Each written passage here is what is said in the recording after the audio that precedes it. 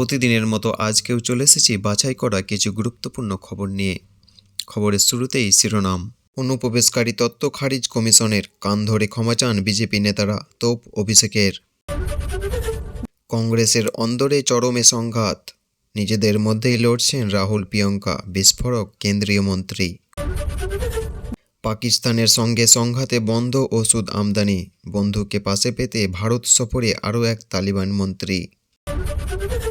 ভবানীপুরে ৪৫,০০০ voter বাদ, বাড়ি বাড়ি গিয়ে স্ক্রুটনি করতে বিএলওদের নির্দেশ দিলেন মুখ্যমন্ত্রী মমতা। বাংলাকে দেখে শিক্ষা নিক বিজেপি, দিল্লিতে অভিষেকের দাবি, খসড়া তালিকায় ভুল প্রমাণিত অনুপ্রবেশ তত্ত্ব। আমাদের শুধুই বদনাম করা হয়, ব্যবসায়ী সম্মেলনে মঞ্চে আক্ষেপ মুখ্যমন্ত্রী মমতার। তৃণমূল কাউন্সিলর অনুপম দত্তর খুনে ৩ জন দোষীর আজীবন কারাদণ্ড, ৩.৫ বছর পর রায় দিল ব্যারাকপুর আদালত। ফের স্বাভাবিকের উপরে কলকাতার পারদ, এখনই জাঁকিয়ে শীত নয়, জানালো আলিপুর আবহাওয়া দপ্তর। চলতি সপ্তাহে বাড়তে পারে তাপমাত্রা। ফের নিয়োগে দুর্নীতি, সরাসরি ৩১৩ শিক্ষকের চাকরি বাতিলের নির্দেশ হাইকোর্টের। খসড়া ভোটার তালিকায় নাম থাকলেও চিন্তা, এবার কাটছাঁট করবে কমিশন। এতক্ষণ শুনলেন সংবাদ শিরোনাম, এবার আসছে বিস্তারিত খবরে। বাংলায় প্রকাশিত হয়েছে খসড়া ভোটার তালিকা। নাম বাদ গিয়েছে ৫৮ লক্ষের বেশি ভোটারের। তাতে রোহিঙ্গা বা অনুপ্রবেশের বিষয়টি কার্যত ধুয়ে মুছে গিয়েছে। এই দাবি করে বিজেপি সহ কমিশনকে বিঁধলেন তৃণমূলের সর্বভারতীয় সম্পাদক অভিষেক বন্দ্যোপাধ্যায়। বাংলাকে অপমান করা বিজেপি নেতাদের প্রকাশ্যে ক্ষমা চাওয়া উচিত বলে দাবি করলেন তিনি। সংসদের বাইরে বললেন, অনুপ্রবেশ নিয়ে বিজেপির যে সমস্ত নেতারা বাংলাকে অসম্মান করেছেন তাদের ক্যামেরার সামনে এসে কান ধরে ক্ষমা চাওয়া উচিত।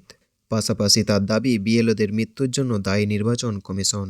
এসআইআর প্রক্রিয়া শুরু থেকেই বঙ্গীয় বিজেপির শুভেন্দু অধিকারীরা দাবি করে আসছেন বাংলায় অনুপ্রবেশ ঘটেছে, অবৈধভাবে রোহিঙ্গারা ভোটার তালিকায় নাম তুলেছেন। তৃণমূলের দাবি, এই প্রক্রিয়ায় ১ কোটি রোহিঙ্গার নাম বাদ যাবে বলে হাওয়া গরম করেছিল বিজেপি। তবে খসড়ার তালিকা প্রকাশের পর নির্দিষ্ট করে কোনো রোহিঙ্গার তথ্য প্রকাশ করেনি নির্বাচন কমিশন।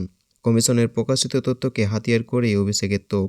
১ কোটি রোহিঙ্গা নাকি বাদ যাবে, কোথায় কতজন বাংলাদেশি ধরা পড়ল? ১.২% নাম তো সব রিভিশনে বাদ যায়, এটা তো স্পেশাল রিভিশন, সেই অনুপাতে নাম বাদ পড়েছে। ১ কোটি নাম বাদ যেতে চলেছে বলে দাবি করা হচ্ছিল। কিছু বলার থাকলে সরকারিভাবে বলুক, এরপরে তার সংযোগ। অনুপ্রবেশের কথা বলে বাংলাকে যে বিজেপি নেতারা অপমান করেছে তাদের ক্যামেরার সামনে এসে কান ধরে ক্ষমা চাওয়া উচিত। একই সঙ্গে বিএলওদের মৃত্যুর জন্য নির্বাচন কমিশনকে দায়ী করেছেন তিনি। তার অভিযোগ, কিভাবে ফর্মে আপলোড করতে হবে, কিভাবে অ্যাপ পরিচালনা করতে হবে সেই সংক্রান্ত প্রশিক্ষণ বিএলওদের দেওয়া হয়নি। এসআইআর পাশাপাশি ১০০ দিনের কাজ নিয়ে কেন্দ্রকে বিঁধেছেন তিনি। কলকাতা হাইকোর্ট ও সুপ্রিম কোর্ট বারবার বলা সত্ত্বেও কেন্দ্রের ১০০ দিনের কাজ শুরু করেনি। বাংলাকে পরিকল্পনা মাফিক বঞ্চনা করা হচ্ছে বলে অভিযোগ তার।